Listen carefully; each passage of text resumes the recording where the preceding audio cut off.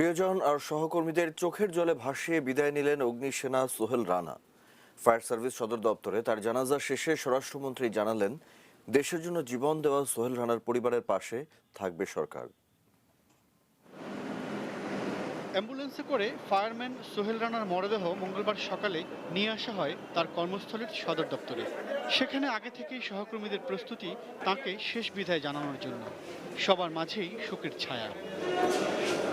কিশোরগঞ্জের ইটনা উপজেলার কেরুয়ালা গ্রামের নুরুল ইসলামের 5 সন্তানের মধ্যে সোহেল রানা ছিলেন দ্বিতীয়।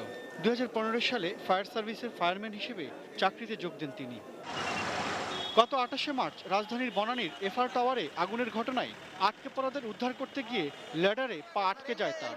প্রথমে সম্মিলিত সামরিক হাসপাতালে, পরে উন্নত চিকিৎসার জন্য তাকে পাঠানো হয় সিঙ্গাপুরে।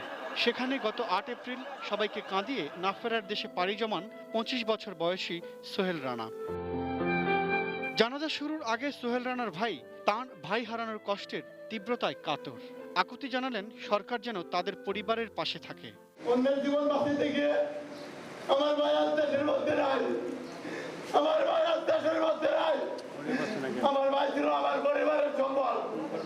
আমার ভাই চলে যাওয়াতে আমার পরিবারটা এখন রাস্তায় বাঁচার মতো। জানাজায় স্বরাষ্ট্রমন্ত্রী, ফায়ার সার্ভিসের মহাপরিচালক ও ঊর্ধ্বতন কর্মকর্তা সহ সহকর্মীরা শরিক হন।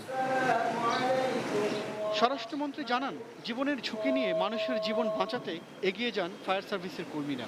তাদের পাশে থাকবে সরকার। তাদের ফ্যামিলি, সে একজন উপার্জনক্ষম ছিল। আমাদের ফায়ার সার্ভিস তো বটেই, আমরা সবাই লক্ষ্য রাখবো তার যদি উপযুক্ত কেউ থাকে তার একটা চাকরি বাকরির ব্যবস্থা নেওয়া। Imran Hossain Suman, ATN news, Dhaka.